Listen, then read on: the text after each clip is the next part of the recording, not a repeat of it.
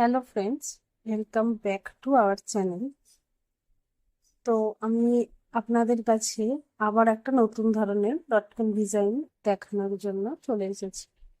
তো দেখুন, প্রথমে এরকম ভাবে গোল করে একটা নেট নেবেন, দিয়ে সেটাকে চার করে ভাঁজ করে গোল করে কাঁচি দিয়ে কেটে নেবেন। তারপর তার সমান করে আর একটা কাপড় নিয়ে সেটাকেও তার সমান করে গোল করে কেটে নেবেন। তারপর দেখবেন ওগুলো খুললে পুরো গোল হয়ে যাচ্ছে।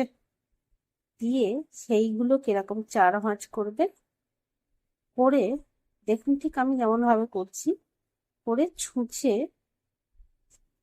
সুতোর সাহায্যে ভালো করে সেলাই করে দেবেন।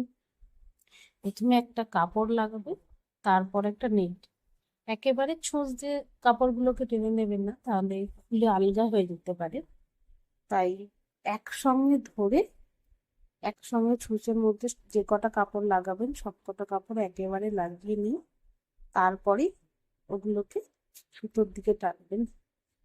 ঠিক আমি যেমন ভাবে এইগুলোকে সূচের মধ্যে ঢোকাচ্ছি, দেখুন সেই রকম ভাবেই করবেন। তারপর আমি এখানে যেহেতু সাদা কালারের কাপড়টা আমার, তো সাদা কালারের পুঁথি আমি এখানে লাগিয়েছি। আপনারা যে কোনো অন্য কালারেরও লাগাতে ব্যবহার করতে পারেন। তারপর এরকম পুঁথির মধ্যে দিয়ে সুতোটাকে আবার সেলাই করে দেবেন। তাহলে কি হয়, এই লটকনটা আরো একটু ভালো মজবুত তৈরি হবে, কখনো খুলে যাওয়া বা ছিঁড়ে যাওয়ার ভয় থাকবে না।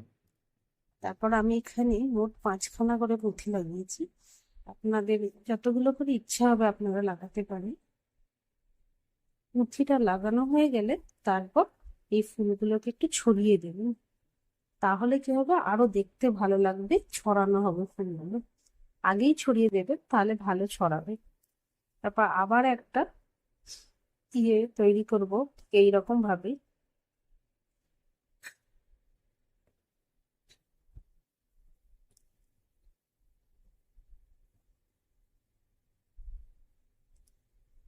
আপনারা ঠিক আমারটাকে দেখে দেখেই করার চেষ্টা করবেন, দেখবেন খুবই সহজ, অবশ্যই করতে পারবেন। তারপর আবার ওরকম 5টা পুঁথি একেবারে আমি ঢুকিয়ে নিয়েছি। এবার যেরকম আবার এটাকে উল্টো করে ছুঁচটাকে পুঁথির মধ্যে দিয়ে ঢুকিয়ে দিয়ে কাপড়গুলোকে আরো ভালো করে সেলাই করে দিয়ে করে দেব। দেখুন, তারপর আবার এই সুতোটাকে বার করে নেব, এই পুঁথির মধ্যে দিয়ে একদম সলিড ভাবে তৈরি হবে। দিয়ে এখানে আমরা গিট দেবো না এখন। এবার লটকনের দড়ির সাহায্যে নিচের দিকে দড়িটা একটু এরকম ভাবে গুটিয়ে নেবেন, দিয়ে গুটিয়ে নিয়ে ভালো করে মুড়ে ভালো করে সেলাই করে দেবেন। ছুঁচের সাথেই করবেন, ছুঁচের সাহায্যেই করবেন, হাতে করে করবেন না, তাহলে অতটা মজবুত লাগবে না লটকনের দড়িগুলো। দেখুন আমি কিভাবে বানাচ্ছি, এইভাবেই সেলাই করে নেবেন শক্ত করে ধরে।